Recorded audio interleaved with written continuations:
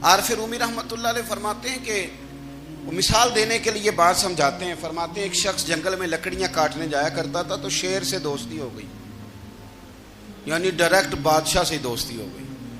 اور بادشاہ بھی وہ جو جنگل کا بادشاہ ہے, جنگل کے بادشاہ سے دوستی ہو گئی. اب وہ لکڑہارا غریب آدمی تھا, لکڑیاں تو کاٹنی ہوتی تھی. تو وہ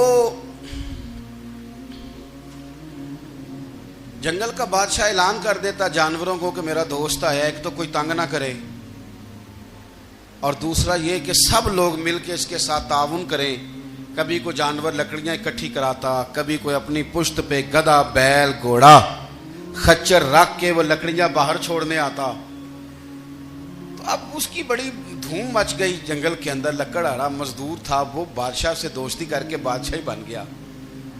وہ گھر آ کے نا بیوی کو اکثر بتاتا کہ میرا ایک دوست ہے, میں جاتا ہوں تو ساری پہلے ہی مخلوق کھڑی ہوتی ہے میرے استقبال کے لیے. دوستی جو بڑے سے ہو گئی ہے. بنا ہے شاہ کا مصاحب تو پھر یہ ہے اتراتا, وگرنہ شہر میں غالب کی آبرو کیا ہے. ہم نے تو پوچھتا ہی کوئی نہیں, یہ تو بنا ہے شاہ کا مصاحب تو پھر یہ ہے اتراتا, وگرنہ شہر میں غالب کی آبرو کیا ہے. تو وہ لوگوں کو بتاتا, بیوی کو بھی بتاتا دوست ہے. تو بیوی کہنے لگی اتنی تو تعریفیں کرتا, یہ نہیں بتایا کہ وہ جنگل کا شیر ہے, بس نیرا دوست بتا دیا. بیوی کہنے لگ گئی کہ تو اتنا جو اس کا ذکر کرتا ہے تو کسی دن بلا نا, بلا کسی دن تاکہ اس کی دعوت کریں. اب اس نے پھر نہ اس کو پردے میں رکھا. کیا کہتے ہیں آج کل, سرپرائز دینا ہے. مگر سرپرائز دینا ہے جی, پردے میں رکھا کہ وہ شیر ہے. تو وہ بلا لیا گھر. اب اس کے لیے کچا گوشت, ظاہر ہے شیر نے کچا گوشت کھانا تھا. وہ کہنے لگی پکانا کس طرح کا ہے. وہ کہنے لگا جب وہ آئے گا پھر بتاؤں گا. اب وہ کچا گوشت 2-3 بکرے ذبح کر کے ڈال دیے. وہ آ گیا شیر. عارف رومی کہتے ہیں جب وہ آیا نا تو اس کی بیوی نے دیکھا تو اس نے ایک سخت جملہ کہہ دیا. کہنے لگی اوہو, میں سمجھی تھی پتہ نہیں کون ہے, اس طرح کے درندے تیرے یار ہیں, کتے بلے دوست بنائے ہوئے ہیں, یہ کیا بات ہوئی. خیر وہ شیر نے سن لیا, گوشت کھایا, وہ چلا گیا. اگلے دن لکڑہارا لکڑیاں کاٹنے گیا تو شیر نے ملاقات کرتے ہی لکڑہارے سے کہا کہ یہ نا کلاڑی اٹھا اور میری پشت پہ نا ایک زخم کر دے. اس نے کہا نہیں میں یہ کام نہیں کرتا, تو میرا دوست ہے. اس نے کہا سن بھائی, میں نے پیار سے کہا ہے تو مان جا, ورنہ میں ہوں شیر, میں نے تجھ سے منوا ہی لینا ہے, میں کوئی تکلیف دوں گا مناسب نہیں, تو کر. اس نے کلاڑی اٹھائی اور اس کی پشت پہ ایک زور سے زخم لگا دیا, خون بہنے لگا. اس نے کہا تو نے آج کے بعد آنا ہے, لکڑیاں کاٹنی ہے, تجھے کوئی کچھ نہیں کہے گا, بس یہ ایک حکمت تھی جو میں نے کیا ہے. قصہ مختصر. وہ آتا رہا, لکڑیاں ملتی رہیں, خدمت بھی ہوتی رہی. 6-8 ماہ گزر گئے. ایک دن شیر اس سے کہنے لگا یہ میرے ذرا بال اٹھا کے دیکھ, وہ جو تو نے زخم لگایا تھا وہ کہاں پہ ہے. اس نے وہ بال اٹھا کے دیکھا تو زخم ملا ہی نہیں, کئی جگہ پہ ٹٹولا کا یار یہاں تھا یہاں تھا یہاں تھا. شیر نے پھر کیا کمال ہی جملہ کہا. اس نے کہا کہ وہ جو کلاڑی کا زخم تو نے لگایا تھا نا وہ مکمل ہو گیا, لیکن تیری بیوی کا جو لہجہ تھا اور اس کی جو تلخی تھی وہ آج تک میرے ذہن میں موجود ہے, وہ ابھی بھی مجھے تکلیف دیتی ہے. بات سوچتا ہوں مجھے اس نے درندہ کہا, اس نے میرے بارے میں اتنے کچے اور کمزور اور سخت جملے کہے, تو وہ بات مجھے بھولتی, وہ آج بھی میرے ذہن میں اسی طرح گونجتی ہے. تلخ جملے جو اس نے کہے اور خوفناک جو انداز اس نے اختیار کیا, وہ بات مجھے کبھی بھی بھولتی. تو آپ کے لفظ لوگوں کو بھول جاتے ہیں پر لہجہ یاد رہتا ہے اگر ہم اپنے لہجے پر تھوڑی توجہ ہی کر لیں. کچھ لوگ کہتے ہیں جی میرا جی روٹین ہی یہ ہے بات کرنے کی. تو یہ یاد رکھنا کسی وقت ایسا بھی ہوتا ہے کہ شیر کو سوا شیر مل جاتا ہے. پھر ایسا نہ ہو کہ آپ کی تلخی کی جواب میں کوئی اس طرح کی تلخی ہو کہ پھر آپ اس کو کبھی بھلا نہ سکیں.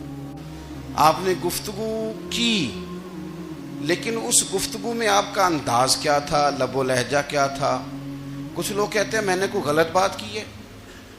بالکل ٹھیک بات کی ہے بھئی, آپ کی بات ٹھیک تھی پر آپ کا انداز ٹھیک نہیں تھا. جہاں بات ٹھیک ہونا ضروری ہے نا، وہاں انداز ٹھیک ہونا بھی بڑا ہی ضروری ہے. آپ کے لہجے کا خوبصورت ہونا اور آپ کے لفظوں کا حسین ہونا بھی بڑا ہی ضروری ہے. اگر آپ تھوڑا سا معاشرے میں غور کریں تو کچھ لوگ ایسے ہیں جو طبعاً ہی بیچارے دنیا میں آئے ہی شکوہ کرنے کے لیے. ان کے لہجے سے نہ ترش روئی برستی ہے، تلخی ہے. وہ جی میں فلاں آدمی کے پاس گیا تو اس نے میری بات نہیں سنی، فلاں شخص سے میری ملاقات ہوئی، میں نے وقت گزارا پر وہ بندہ ٹھیک نہیں نکلا، فلاں کے ساتھ میں آگے بڑھنا چاہ رہا تھا پر میرے معاملہ چل نہیں سکے. تو بھئی آپ دوسروں کو ناپتے اور تولتے رہے، آپ کو یہ دیکھ لینا چاہیے تھا کہ آپ کا انداز فکر ہی کہیں غلط نہ ہو. لہجے، اخلاق، یہ آپ کے لفظوں سے بھی زیادہ اثر بعض اوقات رکھتے ہیں. کسی نے کہا تھا کہ میرے لہجے میں غرور آیا تھا، اس کو حق تھا کہ شکایت کرتا تھا. میرے لہجے میں کچھ ایسا کہ جس پہ وہ بیچارہ پریشان ہو گیا، اب اس کا حق بنتا تھا وہ اس پہ شکایت کرتا.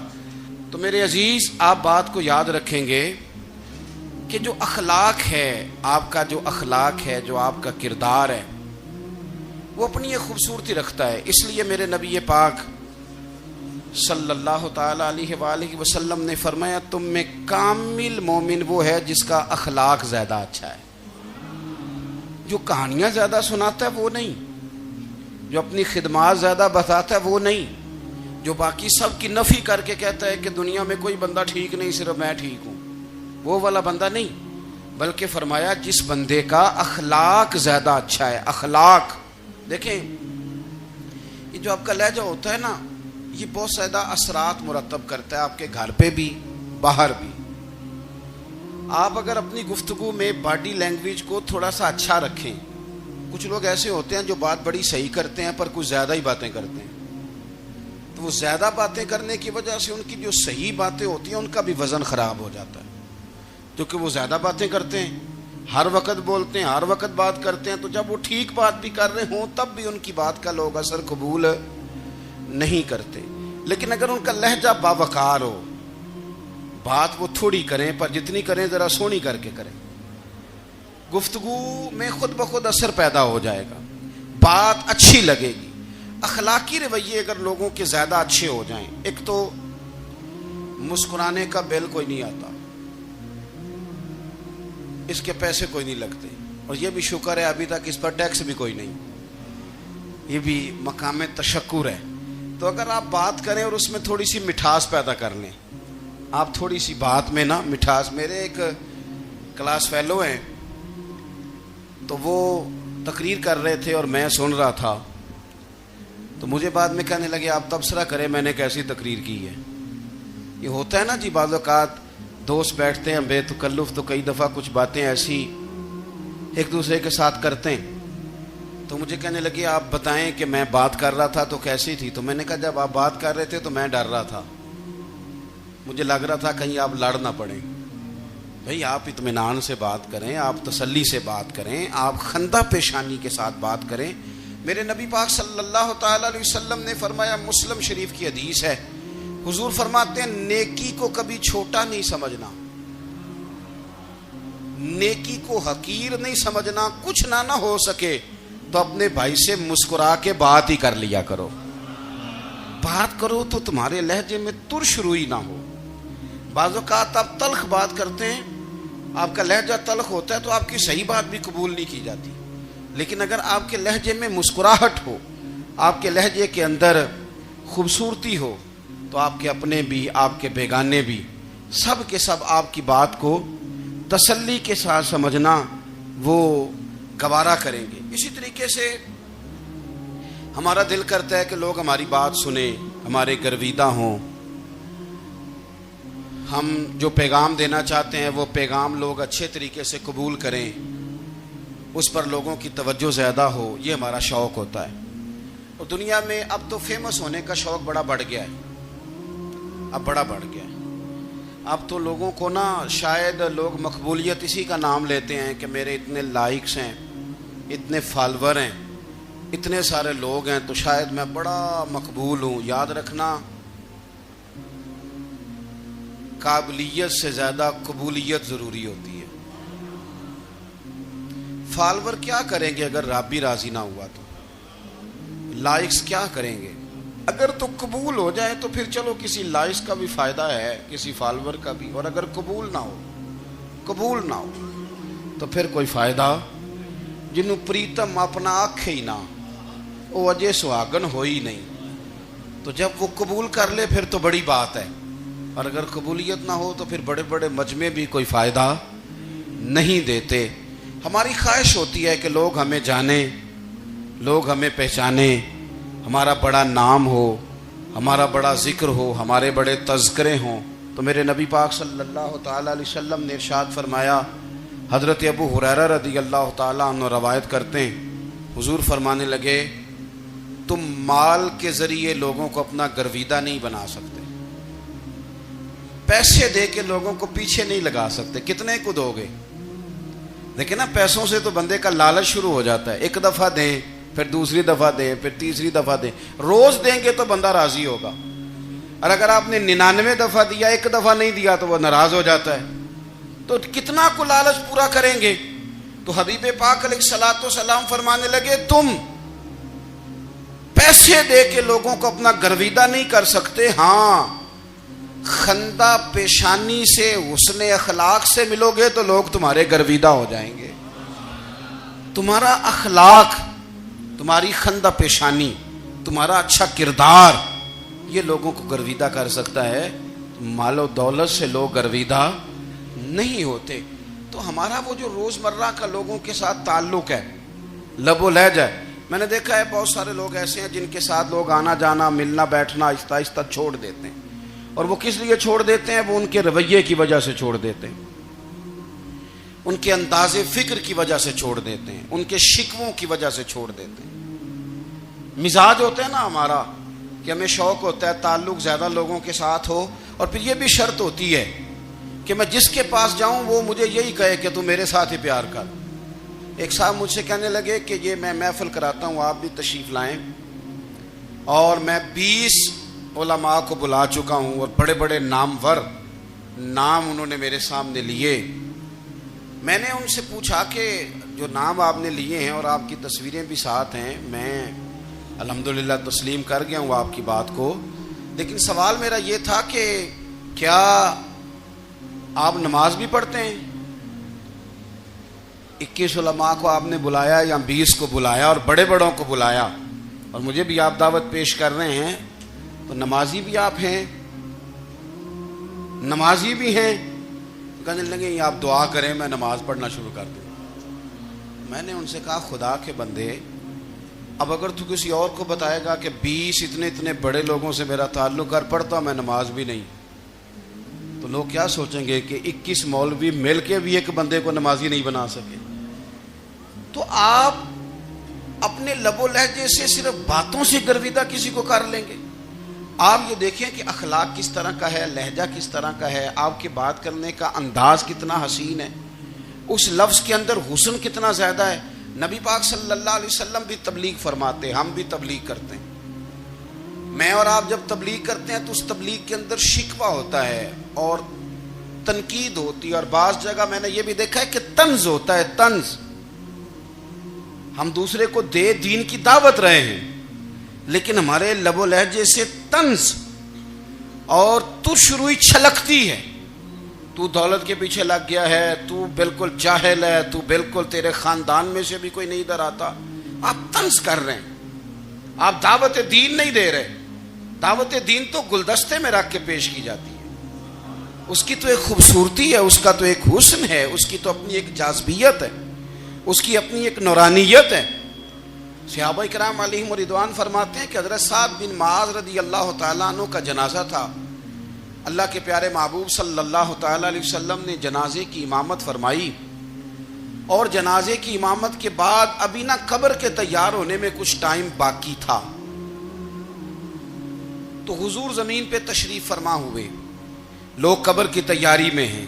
بعض اوقات ہوتا ہے نا ابھی قبر نہیں تیار ہوئی، تو کہتے ہیں کہ لکڑی کے ساتھ حضور نے زمین کریدنی شروع کر دی، اور دیر تک حضور نے چہرہ نور کو زمین کی طرف جھکائے رکھا، گویا زمین شرف دیدار حاصل کرتی رہی. دیر تک چہرہ نور جھکا رہا زمین کی جانب. حضور نے رخ نور کو پھیر لیا. صحابہ کہتے ہیں کہ ہم نہ بڑے، جب حضور ہمارے قریب ہوتے تھے تو ہمارا خیال ہوتا تھا کہ رحمت کی برکھا ہے، اپنے اپنے حصے کا کرم اڈیل لے اپنے اوپر. فرماتے ہیں منتظر تھے کہ حضور کب ہماری طرف رخ انور پھیریں اور ہم کریم سے کوئی بات سن سکیں. ارشاد فرماتے ہیں کہ ہم بڑے شدید منتظر تھے. دیر کے بعد نبی پاک علیہ الصلوۃ والسلام نے چہرہ انور اٹھایا. دیر کے بعد چہرہ انور اٹھایا. یہ دیکھیں تبلیغ ہو رہی ہے. اور جب حضور نے چہرہ انور اٹھایا تو آنکھوں میں آنسو تھے، رو رہے تھے. اور 3 دفعہ حضور نے فرمایا، کیونکہ قبر تیار ہو رہی تھی، 3 دفعہ نبی کریم نے فرمایا لوگوں قبر آخرت کی منزلوں میں سے پہلی منزل ہے، اس کی تیاری کر لو، اس کی تیاری کر لو، اس کی تیاری کر لو. 3 دفعہ حضور نے یہ جملے دہرائے. کیوں؟ ایک میں تبلیغ کرتا ہوں پر اس میں نہ درد ہے، نہ رونا ہے، نہ وہ لب و لہجہ ہے. ایک حضور دعوت دے رہے ہیں قبر کی تیاری کی، لیکن اس میں آنسو ہیں، اس میں خاص رغبت ہے غلاموں کے لیے. تو اپنی زندگی کے اندر جو ہمارا انداز تکلم ہے، ہمارا انداز گفتگو ہے، میں کہا کرتا ہوں کہ ہم نا دین کے لیے جب کلام کر رہے ہوتے ہیں تو شدت ہوتی ہے ہمارے جملوں کے اندر. بعض مقامات شدت کے ہوتے ہیں. آپ جہاد کی بات کر رہے ہیں، ناموس رسالت کی بات کر رہے ہیں، تو کسی جگہ آپ کے لب و لہجے کے اندر شدت کا ہو جانا برا نہیں ہے، بلکہ وہ اچھا ہے. لیکن میرے عزیز ہر وقت ہی کچھ لوگ تلخ ہیں. انہیں کسی وقت بھی آپ ان سے ملاقات کر لیں وہ لوگ آپ کو پریشان ہی نظر آئیں گے. حضرت سیدنا عبداللہ ابن عمر رضی اللہ تعالیٰ عنہ روایت کرتے ہیں کہ نبی پاک صلی اللہ تعالیٰ علیہ وآلہ وسلم نے ارشاد فرمایا کہ جنت میں ایسے بھی کمرے ہوں گے، جنت میں کچھ ایسے کمرے، کچھ ایسے مکانات بھی ہوں گے کہ باہر کھڑے ہوں گے تو اندر نظر آئے گا، اور اندر کھڑے ہوں گے تو باہر نظر آئے گا. یعنی ایک تو تم آئینے لگاتے ہو نا، وہ دیواریں اتنی شفاف ہوں گی کہ اندر باہر سے ان کا حسن دکھائی دے گا. حضرت سیدنا مالک اشعری رضی اللہ تعالیٰ عنہ بیٹھے تھے. کہتے ہیں میں نے فوراً عرض کی حضور وہ ملیں گے کس کو؟ وہ جو اتنے حسین گھر ہوں گے کہ دیواریں ہی شیشے کی محسوس ہوں گی، اندر باہر سے حسن کے جلوے دکھائی دیں گے، حضور وہ ملیں گے کسے؟ تو اللہ کے پیارے محبوب علیہ السلام نے فرمایا وہ اس کو ملیں گے جو گفتگو اچھی کرے گا، جو گفتگو اچھی کرے گا، لب و لہجہ اخلاق والا ہوگا، گفتگو اچھی کرے گا، لوگوں کو کھانا کھلائے گا، اور جب لوگ سو رہے ہوں گے تو وہ اٹھ کے اپنے رب کی عبادت کرے گا. اس شخص کو وہ مکانات ملیں گے جن کی دیواریں آئینے کی مانند ہوں گی، جن کا حسن تازہ ہوگا، جن کو اللہ تبارک و تعالیٰ نے اپنے فضل سے مزین کیا ہوگا، سنوارا ہوگا. ہم اگر تھوڑی سی توجہ کریں نا تو کئی دفعہ وقت گزر جاتا ہے، لہجہ نہیں بھولتا، لہجہ یاد رہتا ہے. آپ تو 2 منٹ کے لیے غصے میں تھے نا، تو آپ نے کوئی بات کر دی کسی غریب کو، کسی شخص کو، آپ غصے میں تھے، آپ نے کہہ دیا، اس بیچارے نے سن لیا، لیکن وہ باتیں اسے سونے نہیں دیتی، بار بار یاد آتی. کوئی آپ کے ساتھ تلخ کلام کر دے نا، کبھی تلخ گفتگو کر دے، بندہ جب سامنے آتا ہے وہ باتیں یاد آ جاتی ہیں، تکلیف ہوتی ہے. اور وقت گزر جاتا ہے. لڑائیاں ہمیشہ چل نہیں سکتی. لڑائی کتنی دیر کی ہوتی ہے؟ 1 دن کی، 2 دن کی. قتل بھی ہوں تو اگر قاتل کو پھانسی بھی ہو جائے تو پھانسی کے بعد بالآخر لڑائی تو ختم ہو ہی گئی نا. لڑائی ہمیشہ چلتی، تلخی ہمیشہ چل سکتی نہیں. تلخی روٹین میں چلنے والا سکہ، کوئی سکے روٹین میں چلتے وقتی ہوتے. یہ جو غصے کا لب و لہجہ ہے، تلخی کا سکہ، یہ بھائی روٹین میں نہیں چلتا، اس نے ایک نہ ایک دن ختم ہو جانا ہے. روٹین میں پیار ہی چلتا ہے. حضرت جابر ابن عبداللہ کہتے ہیں حضور پہلے دن مدینہ منورہ آئے، میں زیارت کے لیے گیا تو میں نے مسکراتے دیکھا. 10 سال میں دیدار کرتا رہا، اور وصال سے چند دن پہلے بھی میں نے زیارت کی تو مدینے والے محبوب کو مسکراتے ہوئے ہی دیکھا ہے. یہ یہ جو آپ کا لب و لہجہ ہے نا، اخلاق والا، حسن والا، مسکرانے والا، یہ لب و لہجہ نا ذرا لمبا چلتا ہے، یہ روٹین ہے، یہ روز چلے گا. یہ سکہ وہ ہے جو رائج الوقت رہتا ہے، یہ کبھی بھی ختم ہونے والا یہ خزانہ ہے. تو یہ جو آپ کا تلخ لب و لہجہ ہے یہ روٹین نہیں. بڑی سادی بات میرے ابا جی بتایا کرتے تھے. والا صاحب کہتے ہیں کہ ایک دیہاتی بندہ نہ چلا گیا وہ کسی مولوی صاحب کی تقریر سننے. تو اس زمانے میں آپ کو پتہ ہے یہ واش روم کا مروجہ نظام نہیں ہوتا تھا، تو لوگ کھیتوں میں دوسری جگہوں پہ پیشاب کے لیے جاتے تھے. تو مولانا نے ایک احتیاط بیان کی. وہ کہنے لگے کہ پیشاب سخت جگہ پہ نہ کرو زمین پہ بیٹھ کر، ورنہ پیشاب کے چینٹے اڑیں گے، کپڑوں پہ پڑیں گے، اور حدیث میں سخت حکم ہے اس مسئلے. تو کوئی نرم جگہ ہو ایسی جہاں پیشاب کریں چھینٹے نہ اڑیں. وہ بندہ عمل کرنے والا تھا نا، اس نے میری تقریر سن کے سر دھن کے جانا نہیں تھا.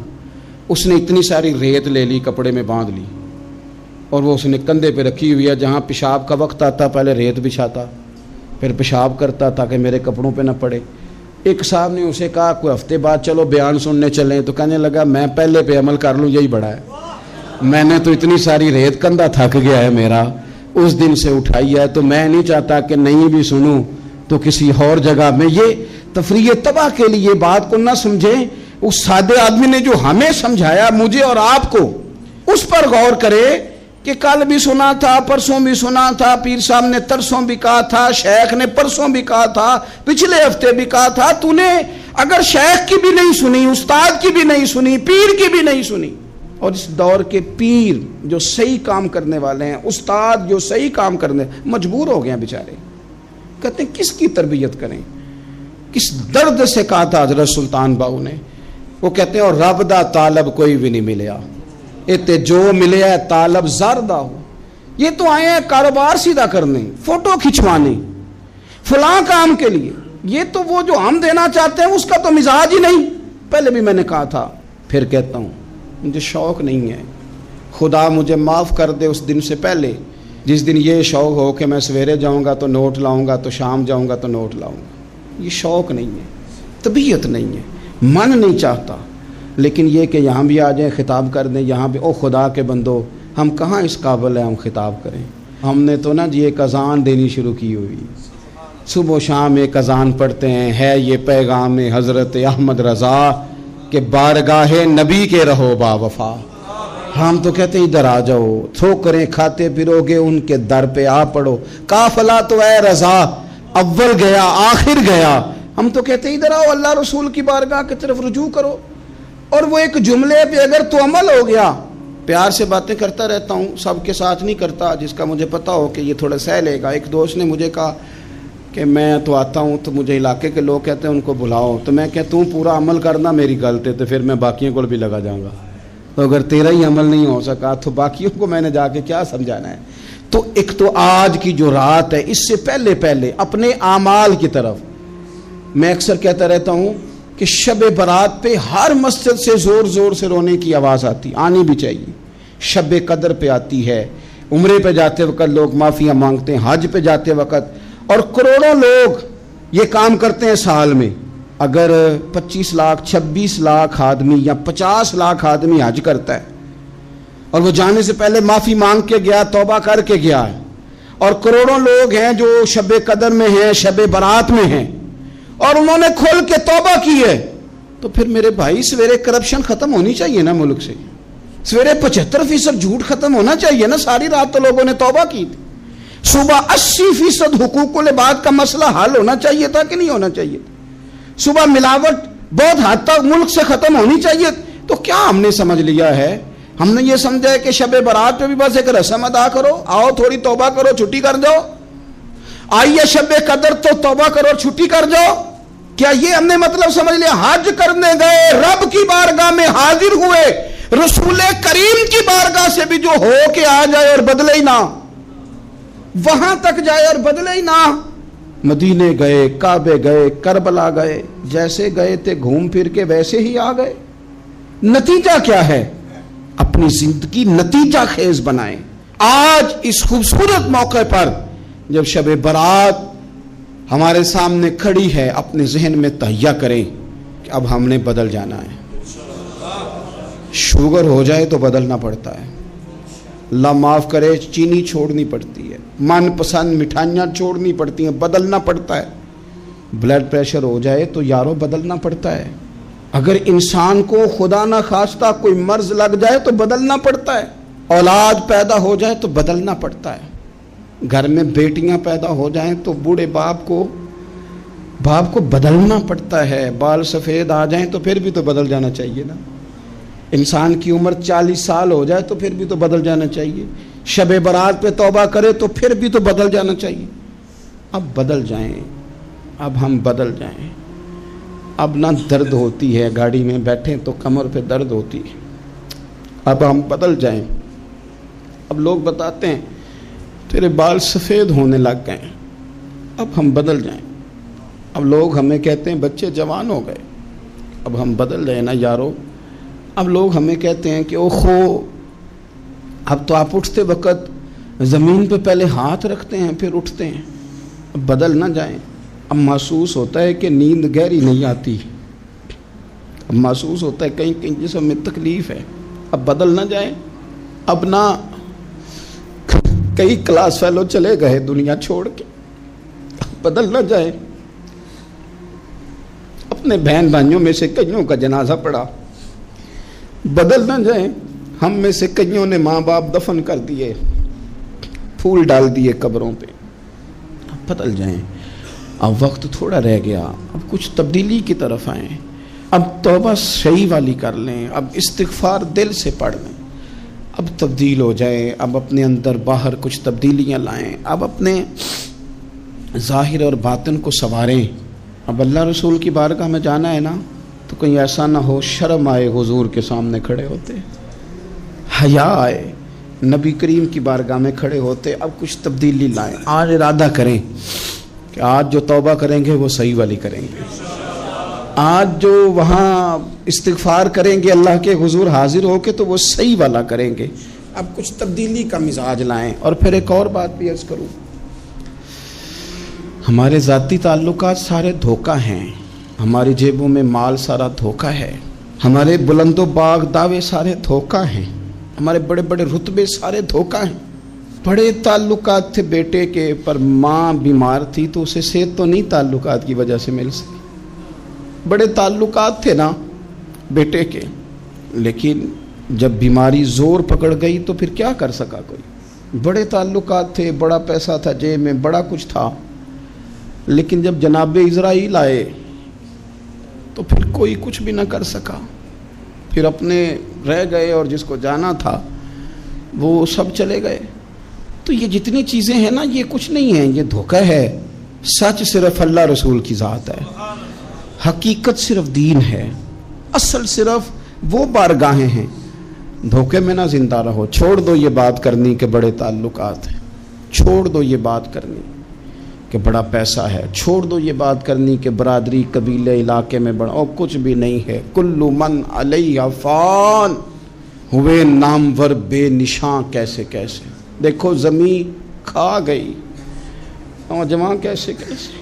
میں مولانا نورانی کی قبر پہ کھڑا تھا تو میں کہہ رہا تھا مقدور ہو تو خاک سے پوچھوں کہ اے لئیم تو نے وہ گنج ہائے گرا مایا کیا کیے، اتنے بڑے لوگ تو لے گئی، اتنے بڑے لوگ قبروں میں کدھر گئے؟ سلطان محمود غزنوی کہاں ہیں؟ شہاب الدین غوری کہاں ہیں؟ وہ لوگ جو میدانوں میں آ کے صرف ان کا نام لیا جاتا تھا تو دنیا کانپ جاتی تھی، وہ کہاں گئے؟ اٹھ گئے سب لوگ، چلے گئے، ختم ہو گیا معاملہ۔ وقت اب ہماری طرف بڑھ رہا ہے، اب تیزی ہے، اب پیغام اجل آیا، کئی ہمارے ارد گرد سے اٹھا کے لے گیا، اب ہمیں بھی تو واپس لوٹنا ہے نا، تو کچھ تیاری کر لیں، کچھ ارادہ کر لیں۔ اور بارگاہ رب رسول کی اس طرح کی ہے کہ بس جانے کی دیر ہے، بس صرف جانے کی دیر ہے، صرف جانے کی۔ اور اللہ رسول کی بارگاہ دوستو وہ والی ہے کہ جہاں نا زیادہ منت بھی نہیں کرنی پڑتی۔ وہ جو 4-5 لوگ تھے نا مکہ مکرمہ میں، انہوں نے بہت ہی اسلام کی مخالفت کی حد کر دی تھی، ان کے لیے حکم ہوا تھا جہاں ملے قتل کر دو۔ اکرمہ تھے، ابن خطل تھے، کچھ اور لوگ تھے، تو پتہ ہے ان کو کسی نے مشورہ کیا دیا تھا؟ کسی کافر نے مشورہ دیا، پر پتہ صلاح کیا دی تھی؟ اس نے کہا تھا تم نے بڑی زیادتیاں کی ہیں، بڑے بے ادب ہو، کسی صحابی کے قابو نہ آنا، مار دیے جاؤ گے، اپنی خطاؤں کے سبب سے تم مار دیے جاؤ گے، لیکن اگر کسی طریقے چھپتے چھپاتے رسول پاک کی بارگاہ میں پہنچ جاؤ نا، اگر وہاں کسی طریقے چلے جاؤ۔ انہوں نے پوچھا معافی کیسے مانگیں گے، منہ کیسے دکھائیں گے، ہم نے اتنے ظلم کیے، اتنی زیادتیاں کی، کیسے معافی مانگیں گے؟ تو کہنے والے نے کہا کہ نہیں کچھ نہیں، تم بس کہہ دینا ہم آ گئے، اس سے زیادہ تو بات ہی کوئی نہیں، اتنا ہی تو صرف کہنا ہے آ گئے، اور نہ آتے تو جاتے بھی کہتے، بس تم اتنا کہہ دینا ان العبد اذا اعترف ثم تاب تاب اللہ علیہ۔ نبی کریم علیہ السلام نے فرمایا بندہ جب آ کے کہتا ہے نا یا اللہ میں بھول گیا تھا، غلطی ہو گئی، ان العبد اذا اعترف، مان جو گیا ہوں، غلطی ہو گئی، جب کہتا ہے نا میں بھول گیا، ثم تاب، پھر وہ توبہ کرتا، تاب اللہ علیہ، اللہ دیر کرتا ہی نہیں، فوراً توبہ کو قبول فرما لیتا۔ ہمارے ہاں نا کچھ لوگ تو طبعاً سخت ہیں، اللہ معاف فرمائے، اور کچھ رد عمل کے طور پر سخت ہو گئے، کچھ باتیں دلوں میں بیٹھ گئی ہیں جنہوں نے طبیعتوں کو سخت کر دیا ہے۔ کبھی کہیں آپ بہو سے کہ چلو بوڑھی ساس سے اگر کبھی کو بات سخت نکل گئی ہے تو معاف کر دے، وہ تیار نہیں ہوتی، وہ کہتی ہے تمہیں پتہ نہیں میرے ساتھ کیا کچھ ہوا۔ کبھی ساس سے کہا جائے نا چلو بھول گئی تھی بچی تو آپ درگزر کر دیں، تو کہتے تمہیں پتہ نہیں میرے اندر سختی کتنی آ گئی ہے، دکھ کتنے بیٹھ گئے۔ ہم نا طبیعتوں میں سختی کر بیٹھے، ہمارے دل دھڑکتے ضرور ہیں لیکن صرف اپنے بچوں کے لیے، ہمارے سینوں میں درد اٹھتا ضرور ہے لیکن صرف اپنوں کے لیے۔ ہم نے نا 2 4 5 6 باتیں جمع کر کے ان پر پورا ذہن بنا کے سخت ہو گئے ہیں، طبیعتیں سخت ہیں، دل سخت ہیں۔ میرے نبی پاک صلی اللہ تعالی علیہ وسلم نے فرمایا، یہ حدیث مسلم شریف میں موجود ہے، فرمایا جنت میں وہ لوگ داخل کیے جائیں گے جن کے دل چڑیوں کی طرح نرم ہیں، نرم دل کے لوگ، معاف کر دینے والے، جلدی مان جانے والے۔ ایک صاحب تھے اپنے بھائی سے ناراض ہو گئے اور انہوں نے رشتے سے انکار کر دیا، پہلے ان کے بیٹے کی وہیں پہ نسبت تھی، انکار کر دیا۔ تو کئی لوگوں نے ان سے کہا، میں نے بھی کہا، تو وہ کہنے لگے پیر صاحب عزت بڑی کرتا ہوں آپ کی لیکن میں مرد ہوں، ایک دفعہ نہ کر دوں تو پھر ہاں نہیں کیا کرتا۔ تو میں نے اس صاحب سے کہا، میں نے کہا یوں نہ کر، اگر صبح قیامت تیرے بارے میں کوئی سخت فیصلہ آ جائے اور رب کو منانا ہو کسی مقام پر تو کیا کہے گا؟ بہانے بنا بنا کے ہم سخت ہو گئے، دل اتنے سخت پتھر کر لیے، میں فلاں ہوتا ہوں جی، میں نہیں دوبارہ کسی کی سنتا۔ اور خدا کے بندو، میرے نبی پاک علیہ السلام نے فرمایا مومن تو اس طرح ہوتا ہے جس طرح اونٹ کے ناک میں نکیل ہوتی ہے، بٹھا دو تو بیٹھ گیا، اٹھ جاؤ تو اٹھ گیا۔ اور حضور نے فرمایا وہ لوگ جو بہت بد اخلاق ہیں، جھگڑالو ہیں، فسادی ہیں، سخت دل ہیں، وہ لوگ جنت میں نہیں جائیں گے۔ جو جھگڑے کرتے پھرتے ہیں جھگڑالو لوگ ہیں۔ عزیز دوستو، اپنی زندگی کے اندر طبیعت میں نرمی، اگر طبیعت نرم ہو گئی نا جی، مزاج میں نرمی آ گئی، تو پھر آپ محسوس کریں گے کہ آپ معاف کرتے بھی جلدی ہیں اور معافی دیتے بھی جلدی ہیں۔ پھر آپ کے تعلقات بچیں گے، آپ کی نسبتیں بچیں گی، آپ کے بہت سارے رشتوں میں قربت آئے گی، ٹوٹیں گے نہیں۔ ایک تو دل نرم کریں، کسی شخص کے بارے میں دل میں کوئی بات ہے تو اسے معاف کریں اور معافی دیں۔ کچھ لوگ بالکل ٹھیک ٹھاک ہوتے ہیں، کوئی ناراضگی نہیں ہوتی، لیکن آپ نے بچی کی شادی کا کارڈ دیا نہیں تو فوراً ناراض ہو جاتے ہیں، اور پھر آپ سمجھا رہے ہیں، قائل کر رہے ہیں، وہ تیار ہی نہیں ہے قائل ہونے کو۔ سنو اور اس حدیث کو یاد رکھنا، نبی پاک صلی اللہ تعالی علیہ وسلم نے فرمایا جس کے پاس اس کا بھائی عذر لایا، بھائی معافی مانگنے آیا اور پھر اس نے معاف نہ کیا، اللہ کے حبیب فرماتے میرے حوض کوثر پہ نہ آئے۔ تو سخت ہو کے بیٹھ گیا ہے، تو کہتا ہے میرے سے پہلے سنے، میں آپ کو بتاؤں اس نے میرے ساتھ کیا کیا، اور ٹھہر جا۔ اگر حساب کتاب کے بعد معافی والا اصول رکھ لیا جائے کہ پہلے حساب کتاب ہوگا، غلطیوں کا مداوع ہوگا، پھر معافی ہوگی، تو یہی حساب اگر رب کریم بندوں کے ساتھ کرے تو پھر میں اور آپ کدھر جائیں گے؟ تو اس سادی بات پہ آ جاؤ نا، تو 2 جملوں میں حضور نے سمجھائی ہے، فرمایا تم رب کے بندوں کو معاف کر دو، اللہ تمہیں معاف کر دے گا۔ تو آج کی شب سے پہلے، آج کے دن سے پہلے، رمضان المبارک کے تشریف لانے سے پہلے اپنی طبیعت کے اندر ایسا ذوق لائیں، ایسی طبیعت لائیں کہ ہم نے معافی دینی بھی ہے اور معافی لینی بھی ہے۔